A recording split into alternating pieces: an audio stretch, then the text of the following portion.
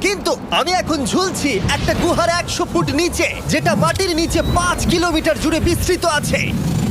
আর আমরা এটা পছন্দ করি বা না করি, যখনই আমি আর আমার বন্ধুরা মাটি টাচ করলাম, আমরা অফিসিয়ালি এখানে আগামী 7টা দিন কাটাতে চলেছি। বাবারে, এটা আমার জীবনে করা সবথেকে ভয়ঙ্কর জিনিস। প্রথমত, আমাদের এখন এখান থেকে অনেকটা দূরে যেতে হবে। কেন? যদি ঝড় বৃষ্টি হয় তাহলে এই পুরো জায়গাটা জলে ভরে যেতে পারে, আর সমুদ্রের মতো ঢেউ এসে সবাইকে ভাসিয়ে নিয়ে যেতে পারে। সেই জন্য আমাদের আরো ভিতরে যেতে হবে একটা বেস ক্যাম্প বানানোর জন্য। ভাই এটা পুরো পাগলাম। এটা একটা অন্য জগৎ মনে হচ্ছে। এই কেভ এন্ট্রান্সটা হয়তো দেখতে সুন্দর, কিন্তু দেখে যা মনে হচ্ছে আসলে তা নয়। আর আমরা হয়তো জানি না যে আগামী 7টা দিন আমাদের জীবনের সব থেকে কঠিন সময় হতে চলেছে। সব থেকে বাজে ডিসিশন। ঠিক আছে, আর কিছুক্ষণের মধ্যেই অন্ধকার হতে চলেছে। ক্যাম্প না করলে আমরা বিপদে পড়বো। আমরা কোথায় যাচ্ছি সেটা কি বলবে? আমাদের ক্যাম্প সেটআপের জন্য একটা ফ্ল্যাট গ্রাউন্ড খুঁজতেই হবে। কেভের ভেতরে ঢোকার পরে আমরা এমন একটা জায়গা খুঁজে পেলাম যেটা অনেকটা উঁচুতে থাকায় আমরা জল থেকে সুরক্ষিত থাকতে পারবো। তার মানে এটা ক্যাম্পের জন্য পারফেক্ট। পারফেক্টটা একটু বেশি হয়ে গেল। মোটামুটি বলা যেতে পারে। ঠিক আছে, ক্যাম্পের জন্য মোটামুটি। প্রথম দিনের বাকিটা আমরা কাটিয়ে দিলাম আমাদের জিনিসপত্র আনতে। প্রত্যেকটা ব্যাগের ওজন প্রায় 80 পাউন্ডস। আর যেমনটা তোমরা ফুটেজে দেখছো, আমরা এটা করতে 4 ঘন্টা লাগিয়ে দিলাম। এখান থেকে যাওয়া খুব কঠিন। তারপরে আমরা সবাই বেস ক্যাম্পে ফিরে গেলাম। ঠিক আছে, আমরা এখানে লাইট লাগিয়ে দিলাম। আমাদের সব জিনিসপত্র হোম বেসে চলে এসেছে। একটু ক্যামেরাটা ওদিকে দেখাবে। ওদিকটা কিন্তু ভয়ানক অন্ধকার, আর সবসময় এরকমই থাকবে। তাই আমরা ক্যাম্পিং গ্রাউন্ডের জন্য খুব বেশি কিছু করতে পারলাম না। কটা ফুটো করে দড়ি টাঙিয়ে দিলাম। এটা ধরো আর ওঠো দেখি। মনে হচ্ছে আমাদের হ্যামকগুলো ভালোই সাপোর্ট পাবে। আর তারপরে আমাদের সার্ভাইভাল গাইড জোয়ের সাহায্যে আমরা হ্যামক টাঙালাম। এই সরু দড়িটা আমার হ্যামকটাকে ধরে রাখবে। হ্যাঁ, ডিনার খেয়ে আমরা প্রথম রাত্রি ঠান্ডার জন্য তৈরি হলাম। আমি মিথ্যে কথা বলবো না, আমি যতটা ভেবেছিলাম তার থেকে এই হ্যামকটা অনেক বেশি কমফোর্টেবল। এই আমি তো আমার চমকেই হাতটা তো গেছিলাম। বড় কেন ভাই? এই কেভটা 2.5 কিলোমিটার ডিপ, আর আমরা এখন এন্ট্রান্সের কাছেই ক্যাম্পিং করছি। কাল আমরা অনেক কিছু এক্সপ্লোর করব। তোমরা কেমন ঘুমালে? ভয়ঙ্কর। ঘুমই হয়নি। এটা সত্যিই একটা অস্বস্তিকর পরিবেশ। কেভের উপর থেকে অনবরত আমাদের উপরে জল পড়েই যাচ্ছিল, তাই উপরে একটা প্লাস্টিক চাপালাম, কিন্তু তাও আমাদের হ্যামকের উপরে জল পড়েই যাচ্ছিল। একটা আইডিয়া আছে, চলো শেল্টারগুলোকে ভালোভাবে তৈরি করি। আমার মনে হয় এই প্লাস্টিকগুলোকে জুড়ে দিলে আর জল পড়বে না। বাহ, তুমি তো জিনিয়াস। আমি শুধু একজন ইউটিউবারই নয়, ঠিক আছে? আমার হ্যামকটা এটার উপরে ঝুলছিল। মানে দেখো, আমি আরেকটু হলে হ্যামক থেকে নেমে পড়ে যেতাম। আর আমরা সেই সময় এটা বুঝতেই পারিনি যে এই গর্তটা প্রায় 40 ফুট গভীর। তাই যখন আমি আর শন প্লাস্টিকগুলোকে জুড়ছিলাম, তখন ম্যাক আর কার্ল এই গর্তটা কতটা ভয়ঙ্কর সেটা দেখতে গেল। আমার হ্যামকটা দেখতে পাচ্ছো? ওখানে আমি ঘুমোচ্ছিলাম। এদিকটা দেখো। আর যেহেতু এই কেভে সব একই রকম দেখতে, তাই আমাদেরকে ফলো করা অনেকটাই কঠিন ছিল। এই ম্যাপে তোমরা আমাদের হোম বেস দেখতে পারবে, আর দেখতে পারবে ওরা ওখান থেকে কত দূর হ্যাঁ, যাচ্ছে। এটা তো খুবই ভয়ঙ্কর। ভাই এটা পাগলামো। আর যখন ছেলেরা র্যান্ডমলি এক্সপ্লোর করছিল, তখন আমি আর শন ক্যাম্পে কাজ করছিলাম। এই স্লিপিং ব্যাগটা এখানে কেন পড়ে? কারণ এটার থেকে পিয়ের গন্ধ বেরোচ্ছে। ইয়া, এটার থেকে শেখা উচিত স্লিপিং ব্যাগ ভাড়া নিতে নেই। আমরা স্লিপিং ব্যাগ কেন ভাড়া আমি- নিয়েছি? কেন আমি আমরা জানি না। স্লিপিং ব্যাগগুলো কিনে আনতে পারলাম না? আর তারপরে আমরা এই দুটো প্লাস্টিককে জিপ টাই দিয়ে জুড়ে দিলাম। কিছু মনে করো না, এই দড়িটার উপরে আমার জীবন বাজি আছে। আর তখন ওইদিকে ম্যাকার কার্ল তখন ওই গর্তের মধ্যে। ও মাই গড, ম্যাক! আর শেষ পর্যন্ত ওরা একদম নিচে পৌঁছে গেল। এই! আমি তো ভাবলাম সবাই ক্যাম্প নিয়ে কাজ করবে। আমরা শুধু দেখাচ্ছিলাম জায়গাটা কতটা ভয়ঙ্কর। না পড়লেই হবে, তোমাদের স্কিল নেই। আচ্ছা ঠিক আছে। আর যদিও ওদের এবার ফিরে আসা উচিত ছিল, কিন্তু কাল আর ম্যাক এটা কতটা গভীর সেটা দেখানোর চেষ্টা করলো। ভাই এটা দেখতে দারুণ লাগছে। তুমি কি নদীটাকে পার করতে পারবে? কিন্তু ওরা এটা জানে না যে এই রিভারটা এই কেভের গোটাটাই জুড়ে আছে। তার মানে এর মধ্যেও আমাদের কিছুটা সময় কাটাতে হতেই পারে। ওই তো ওরা এসে গেছে। এসো। তোমরা রান্না করে রেখেছো তো? হ্যাঁ, রান্না করেছি। ঠিক বলেছ। একটা নতুন বাড়ি, ঠিক বলেছি তো? একদম। এখন আমাদের একটা ছাদ আছে। আর এটা তো দারুণ। জিমি রান্না বেশ ভালোই আর করেছে। আমরা আমাদের ফায়ার পিটটাকে এই সুন্দর জায়গাটাতে নিয়ে এসেছি। জায়গাটা কেমন? বেশ গরম। আরামদায়ক। এই পাথরগুলো গরমটাকে ধরে রাখবে এবং ওপর থেকে যে পি পড়ছে সেগুলোকে আটকে দেবে। ওটা পি নয়। তাহলে ওটাকে কি বলবো? যদি জানি না, হয়তো বৃষ্টির জল হবে বা না, এটা বৃষ্টি নয়, না, পাথর মানে ইয়ে তুমি- করছে। এই একটু উপরে দেখাও। তুমি মেঘ দেখতে পাচ্ছো? পাথর দেখা যাচ্ছে। এটা বৃষ্টি নয়, রক পি। Rock P. ঠিক আছে, রক পি। ঠিক আছে, এটা রক পি। আর একটা শুকনো রাত ঘুমিয়ে কাটাবার পরে আমরা ঠিক করলাম জো আমাদের সার্ভাইভাল এক্সপার্ট, তাকে নিয়ে আমরা কেভের শেষ প্রান্ত অব্দি যাব। Cave, cave! Cave, cave! Cave, cave. Cave! দেখা যাক আমরা কেভের কতটা গভীরে যেতে পারি। তোমরা কিন্তু মনে রাখবে আমরা সবেমাত্র কেভের এন্ট্রান্সের দিকেই আছি, আর আমাদের ইচ্ছা এই কেভের শেষ প্রান্ত অব্দি যাওয়া, অবশ্যই না মরে গিয়ে। ও মাই গড, এটা তো খুবই স্টিফ। আরে এটা তো সবে শুরু। আমরা কেভের আরো গভীরে এসেছি। তোমরা সবাই সাবধানে আসবে। এটা খুবই ছোট জায়গা, আমার মনে হয় না এখান থেকে আমি যেতে পারবো। কেভ এক্সপ্লোরের ইন্টারেস্টিং জিনিসটা হলো যা হোক করে আমাদের এই ছোট্ট ফাঁকগুলোর মধ্যে দিয়ে এগিয়ে যেতে হবে। ও মাই গড, খুব ছোট জায়গা। আর তারপরেই খুব বড় একটা জায়গা আসবে, সেটা এতটাই বড় যে কিছু না দেখতে পাওয়ার জন্য এটা করতে হলো। ও মাই গড! এবার আমি সব দেখতে পাচ্ছি, এটা দুর্দান্ত। এটার তো অনেক আলো। ভাই জায়গাটা কতটা সুন্দর দেখো। বাপরে কি আলো, আমি তো তাকাতেই পারছি না। আমি তো অন্ধ হয়ে যাব মনে হচ্ছে। এ বাবা, এটা কি হলো? আমরা বোধহয় ঠিক মতো এটাকে ব্যবহার করতে জানতামই না। চলো এগিয়ে যাই। আর তাই আমরা এগোতে থাকলাম। এই যে এই জায়গাগুলো, এগুলো খুব ভালো ধরার এখানে? জায়গা। এগুলো ধরে এখান থেকে পা ঘুরিয়ে চলে আসতে পারবে। এইভাবে কি? হ্যাঁ, একদম পারফেক্ট। জো সব থেকে ভালো কেভ গাইড। এভাবে কেউ গাইড করতে পারবে না। ঠিক আছে, এইবার ব্যাপারটা ইন্টারেস্টিং হবে। কি? এটা কি? এখান থেকে আমাদের ওয়েট শুট পরে সাঁতার কেটে যেতে হবে। গতকাল ম্যাক আর কার্ল এটা নিয়ে মজা করছিল, কিন্তু এই কেভে আমাদের পরের অ্যাডভেঞ্চারটা ছিল একটা প্রায় জমে যাওয়া নদীর মধ্যে। ও মাই গড, এটা তো পাগলামি! তার মানে আমাদের ওয়েট শুট পড়তেই হবে যাতে আমাদের হাইপোথার্মিয়া না হয়। আমরা এটা কেন করছি? এই এক্সপেরিয়েন্সটা তো জীবনে একবারই হবে। এটা করলে হয়তো আর নাও বেঁচে থাকতে পারি। আমাদের এই কেভের শেষে পৌঁছতে হলে আমাদের এই নদীর মধ্য দিয়ে, এই ছোট্ট ফাঁকগুলোর মধ্য দিয়ে সাবধানে ধীরে ধীরে এগিয়ে যেতে হবে। আস্তে আস্তে নামো, স্রোতের কারণে পা পেছনে টানতে পারে। ঠিক আছে, আমি তাহলে নামছি। তুমি ওই দেয়ালগুলো ধরে ধরে এগোতে থাকো আস্তে এটা তো আস্তে। খুব ঠান্ডা। তুমি পারবে জিমি। জানি না এখানে ঢুকতে পারবো কি না। জিমি, এবার তুমি জল থেকে উঠে দাঁড়িয়ে পড়ো। এটা সত্যি একটা পাগলামি। এখানে কি ঠান্ডা! যখন তোমরা খুব ঠান্ডা জলের মধ্যে থাকবে তখন একটা পাথরকে ধরে এগিয়ে চলা খুব কঠিন হবে। ও মাই গড, এটা সত্যি পাগলামি। ম্যাক, গড, চলে আসো। আমার ভয় লাগছে। চলো চলো, পারবে। ভাই। এগোতে থাকো, পেছন দিকে তাকিও না। একবার দেখো আমরা কি করছি। কিন্তু এই বাধাগুলো এতটা কঠিন ছিল না সামনে যা আসতে চলেছিল তার তুলনায়। আমরা পেরেছি। কেভ কেভ কেভ এই, কেভ। একটা কথা শোনো, আমরা 10% আসিনি। তার মানে এখনো আমরা শুধুমাত্র সার্ফেসেই রয়েছি, আর শেষ প্রান্তে পৌঁছতে হলে আমাদেরকে আরো 2 কিলোমিটার যেতে হবে। যেরকম তোমরা দেখতে পাচ্ছ এখানে 24/7 বৃষ্টি হয়, তাই আমি একটা আড্ডা মারার জায়গা তৈরি করেছি যেখানে আমরা কেউ ভিজবো না। আমি ভাবছি আমি যদি এটা না বানাতাম তাহলে কি হতো। আমি নিশ্চিত যে ওদের একটা ভেজা পাথরের উপর শুতে হতো। আমাদের ক্রমাগত এগিয়ে যেতে হবে এবং শরীরটাকে ভিজে রাখতে হবে। ঠিক আছে। নইলে আমাদের শরীরের তাপমাত্রা কমে এটা যাবে। এতটা কঠিন কেন? সব থেকে বাজে ব্যাপার হলো আমরা যতটাই দিকে এগোবো ততটাই আমাদের পিছন দিকে ক্যাম্পে ফিরতে হবে। আমাদের পরের বাধাটা হয়তো জলের মধ্যে নয়, কিন্তু তার মানে এটা নয় যে সেটা সহজ হবে। আরে এটা কি মাকড়সার জাল? কিন্তু আমি মাকড়সা দেখতে পাচ্ছি না। তার কেন? মানে ওটা আমাদের উপরে আছে। আরে তোমার গায়ে। আমার বন্ধুরা কত বাজে।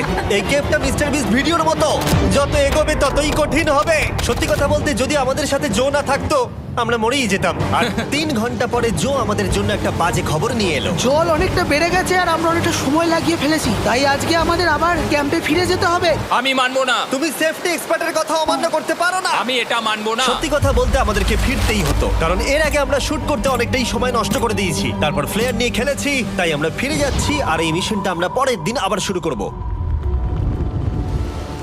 শন, আমরা এসে গেছি।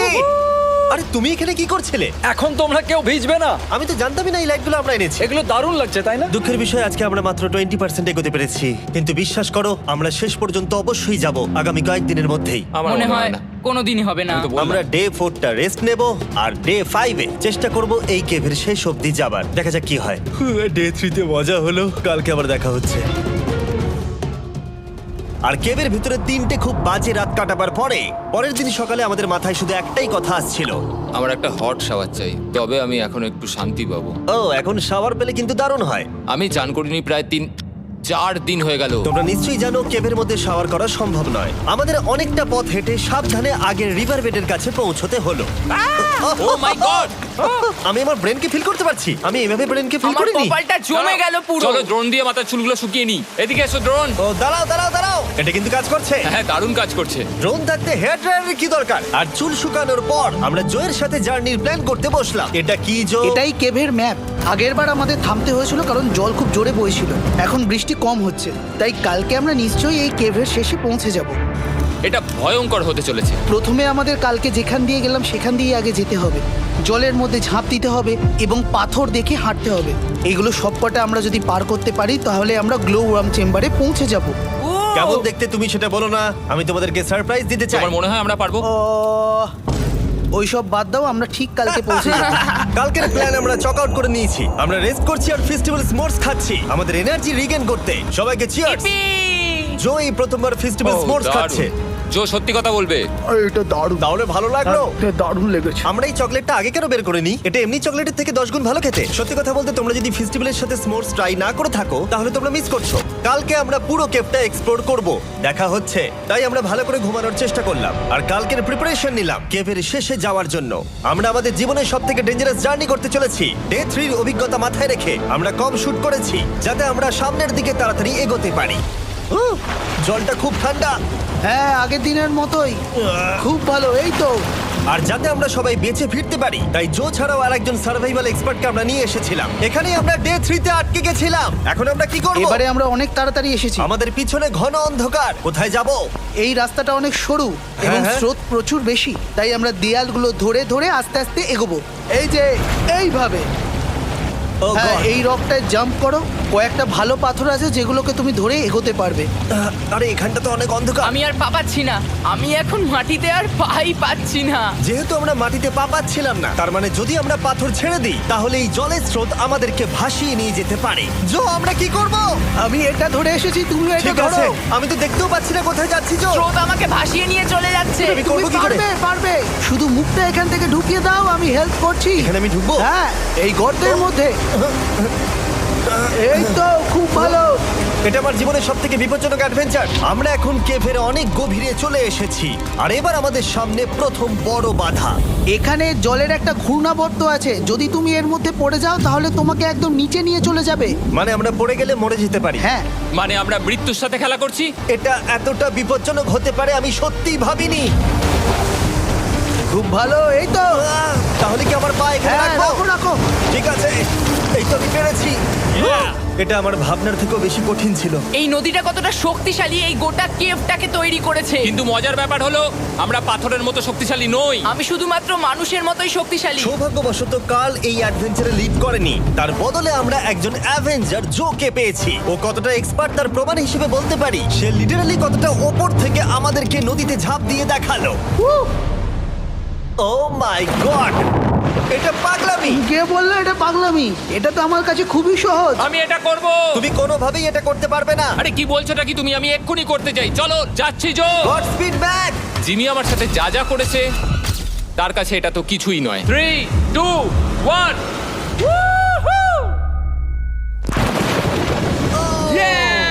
তুমি করবে? না, আমরা না এগুলো শেষ পর্যন্ত যেতে পারবো না। ও মাই গড, আমাদের নিচের দিকে যেতে হবে। আমরা সবসময় স্রোতের উল্টো দিকে কেন যাই? এখন শুধু আমি ভেসে ভেসেই যেতে পারবো, আর কিছু না। এই জলের তলায় অনেক ধারালো পাথর আছে, তোমরা সেগুলোকে দেখতে পাবে না, তাই সাবধানে পা ফেলবে। ও মাই গড, আবার এটা গভীর আরে হচ্ছে। আমার পা তো কিছুর উপরে রাখতে হবে। ছোট পাথরগুলোই একমাত্র বাধা ছিল না, মনে হচ্ছে আমাদের প্রতিটা পদক্ষেপে। ও ভাই, আমি কিচ্ছু দেখতে পাচ্ছি না। এটা খুব ভয়ঙ্কর। কেভটা আরো অন্ধকার হয়ে আসছিল এবং আরো সরু। আর তখন আমরা জানতাম না যে আমরা ফিনিশ লাইন অবধি পৌঁছতে পারবো কিনা। আমি ক্লান্ত হয়ে পড়েছি। এই কেভে আরো কঠিন বাধা আসার আগে তোমাদেরকে আমি কিছু দেখাতে চাইবো। জো, তোমার ব্যাগটা দাও। Thank you. তুমি জানো এর মধ্যে কি আছে? না, জানি না কি আছে। Brand new mister beast lab swamp. সত্যি কথা বলছি, গত 5 ঘন্টা ধরে যেহেতু আমি অনেক পরিশ্রম করেছি, তাই কোনো মতেই এখন এটা আমি বলার মতো অবস্থায় নেই। তাই এটা শুট করার 1 মাস পরে আমি পুরো কেপ সেটটা তৈরি করলাম ফিউচার জিমি নেম ট্যাগ দিয়ে। তারপরে বললাম, হে, আমি ফিউচার জিমি, আর আমি এখন তোমাদেরকে বলবো brand new toy line of mister beast lab swamp সম্পর্কে। এটা একটা কালেক্টিবল টয় লাইন, আর এখানে 119টা ইউনিক ডিজাইন ক্যারেক্টারও আছে যা তোমরা কালেক্ট করতে পারো। আর সবথেকে দারুণ ব্যাপারটা হলো, কোন ক্যারেক্টারটা তুমি পেয়েছো সেটা জানতে হলে এই টিউবে ওয়াটার দিয়ে নাড়াতে হবে আর তোমার সোয়ামস তোমার সামনে চলে আসবে। আর আমি এটা ডেমনস্ট্রেট করতে এই বিশাল বড় টিউবটাকে বানিয়েছি। এই টিউবটাকে জল দিয়ে ভরে দাও। তোমাদের এত জলের দরকার নেই, এটা অনেক বড় বলে এত লাগছে। ঠিক আছে, এটা এখন জলে ভর্তি হয়ে গেছে। এবার এটাকে একটু নাড়াতে হবে। এটা কি আর নাড়াতে হ্যাঁ হবে? হ্যাঁ, অনেক নাড়ানো হয়ে গেছে। এবার জল ঢালো এখানে। জো ঢালছে। আর জল ঢালার পরে তোমরা দেখতে পাবে তোমরা কোন সোয়ামটা পেয়েছো। এটা সব থেকে রেয়ার হাইপোক্রোম, যেটা মাত্র 1000টা বানানো হয়েছে। জো, এটা তোমার। Thank you so much. এটা চাই। আর এটা তোমার। কাল কি নেবে? আমার কাছে দুটোই ছিল। আর আমরা শুধু সোয়ামেই থেমে নেই, আমরা এই অ্যাকশন ফিগার প্যান্থার গুলো বানিয়েছি যেগুলো এই ব্রিফকেসে আছে, আর এই সোয়ার্মের মতো এই মিউটেটর। যখন তোমরা কিনবে দেখতে পাবে এর ভেতরে কি আছে। কোথায় কিনবো? ভালো হয়েছে জিজ্ঞাসা করলে। মিস্টার বিস্ট ল্যাব টয়েস এখন তোমরা পৃথিবীর সব জায়গায় পেয়ে যাবে। এগুলো সব বেরিয়ে গেছে, তোমরা গিয়ে কিনে নাও। আর কেবের মধ্যে অনেক সমস্যা পেরোনোর পরে আমরা ফাইনালি পৌঁছে গেলাম গ্লো ওয়ার্ম চেম্বারে। ভাই এবার খুব ভালো লাগছে। ঠিক আছে টিম, তোমাদের গ্লো ওয়ার্ম চেম্বারে স্বাগত।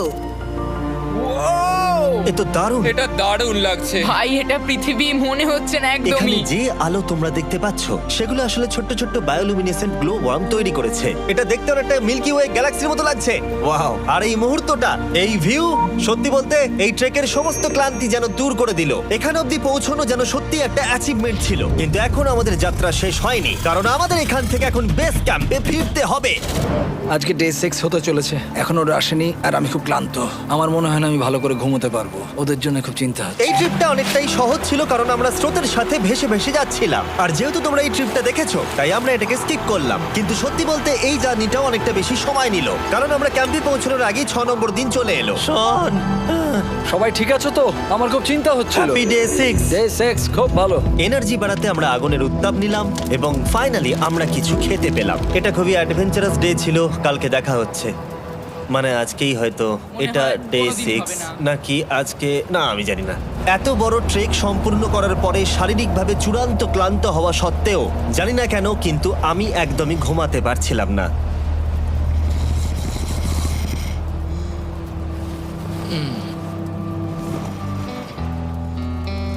আমি 7 দিন সলিটারি কনফাইনমেন্টে কাটিয়েছি, কবরে কাটিয়েছি, 7 দিন রাফটে থেকেছি। কিন্তু সত্যি কথা বলতে এটা সবার থেকে বেশি কঠিন ছিল, কারণ সব সময় ভিজে, ঠান্ডা, প্রত্যেক মুহূর্তে এই পাথরগুলো শরীরে ব্যথা দিচ্ছে। বেশিরভাগ সময়টাই এই কেভটা দুঃস্বপ্নের মতো ছিল। কিন্তু তোমার আর আমার মধ্যে জিমি! ইয়ো! গার্ড, আমাকে দেখতে পাচ্ছো? এটা পৃথিবীর সবথেকে উজ্জ্বল টর্চ। মজার মুহূর্ত অনেক ছিল। মাটির নিচে 300 ফুট গভীরে অভিযান চালানো থেকে আমাদের সবাই মিলে হ্যামক নিয়ে হাসাহাসি করা সবকিছুই এই অভিযানের অংশ ছিল। যেহেতু আমাদের সঙ্গ দারুণ, চলো তিমির মতো আওয়াজ করো। তাই এই ভিজে, ঠান্ডা, পাথুরে অদ্ভুত কেভের ট্রিপটা বদলে গেল আমাদের জীবনের সব থেকে সুন্দর মুহূর্তে।